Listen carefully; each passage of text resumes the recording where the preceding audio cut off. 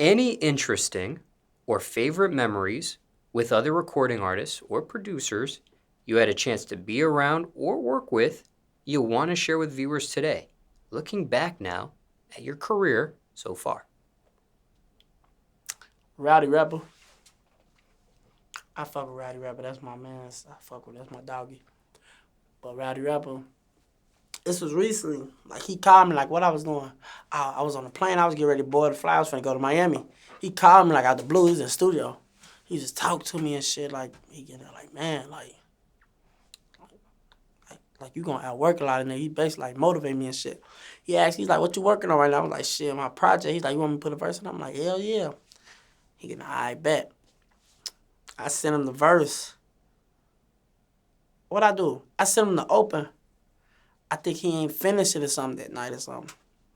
But more of the story, like I was on his ass. Like I was on his ass. Like I was like, sometimes you gotta be like that. Like sometimes you gotta be on. If you want something, you gotta be on their ass. Like I was on his ass. I was calling him every night. Like boy, yo, I said studio, you did that shit, boy. Like I was on his ass. You gotta stand on some type of. And it ain't even like you sweating the motherfucker. Sometimes like you gotta stand on shit. Like when you want something done, you gotta stand on it. And then he ended up getting it done and shit. How long do you think it took before he finally finished that verse for you? Rough estimate. 1 night of calling, 2 nights of calling, 3 nights of texting. Hell no, it was probably like 2 weeks. I texted the caller. 2 weeks. But actually, he got it done.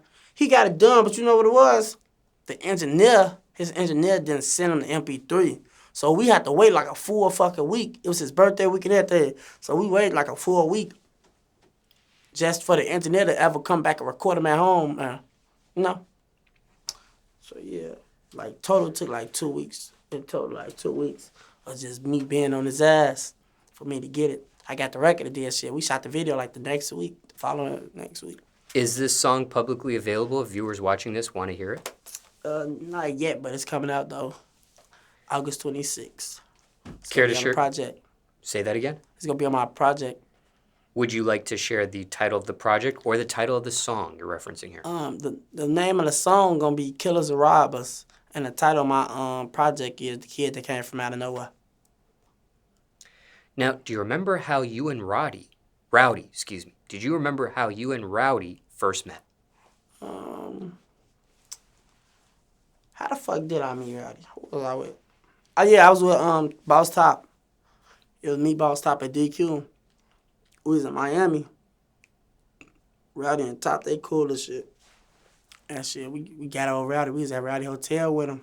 While he get ready before we go through this little walkthrough. We went to the club and shit, strip club, throwing money.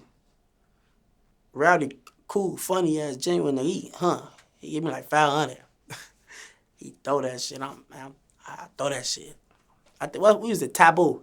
Then after that, we lead up. Now we finna go to Booby Trap.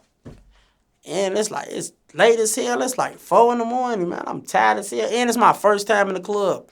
I ain't never been to no strip club. It's my first time in that bitch. So I'm having the time of my life. We go up in there. We go in there and shit. We in that bitch vibe and shit. That's how I end up bumping into Lil Migo too. Lil Migo is a Rowdy. That's my dog too. Shout out Lil Migo. Me and Lil Migo we end up, connecting through Rowdy too. Rowdy give us folks give me some money and shit. Give me some money like, ooh. He like, he mad. He give me a couple $100. He like, grab any bitch you want. Gonna have the business. So I'm looking out, what? He give me this little money. I look to the left. It was a motherfucker looking at me already.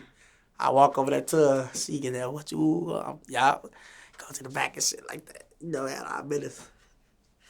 Yeah, since then, I've been fucking around here and shit up. He makes sure I'm good anytime I go to New York. Now, when it comes to you and Rowdy, that's the only song you two have together? Yeah. Okay. But we working on something to put on his deluxe of his project.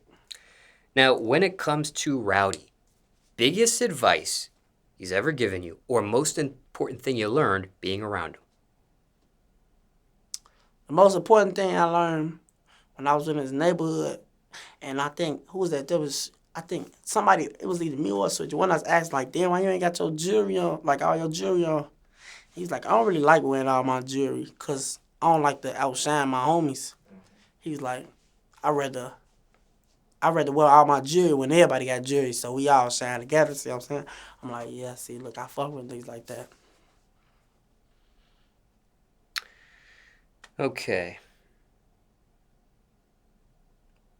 Now, speaking of features, you mentioned that this feature in particular took you 2 weeks to receive for all the different reasons you specified.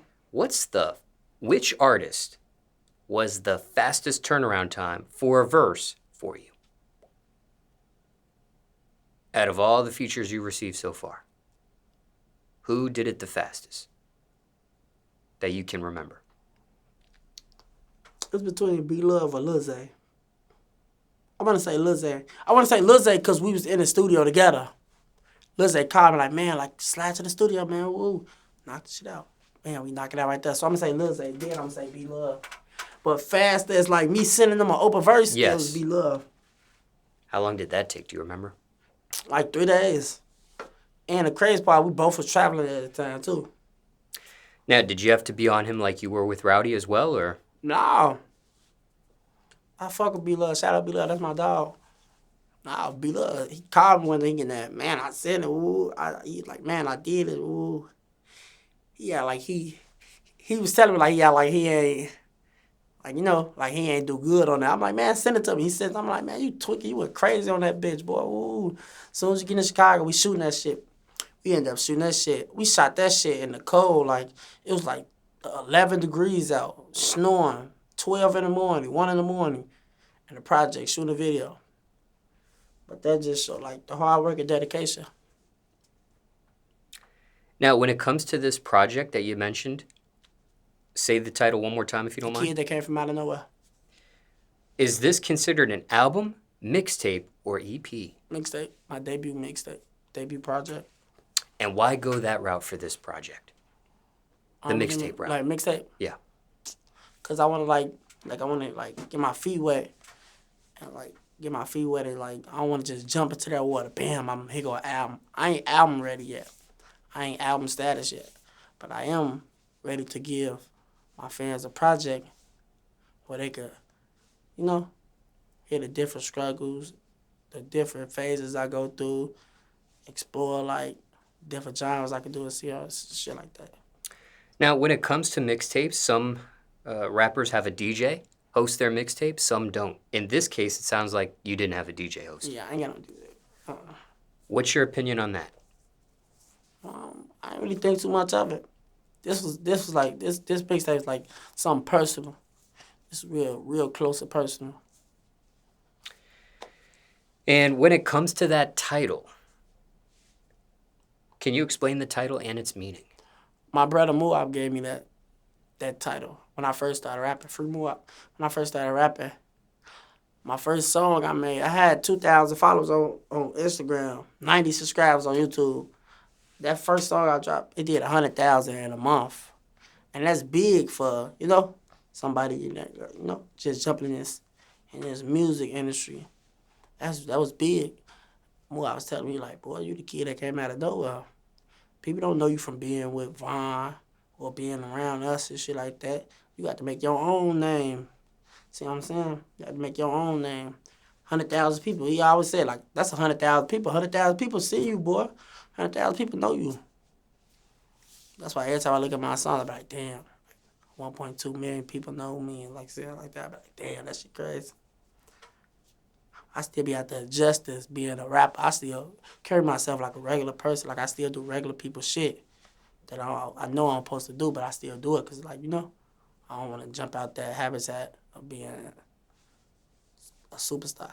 I don't want to just jump into the habitat. Feel like you're a people's person? Yeah, hell yeah. I love the people.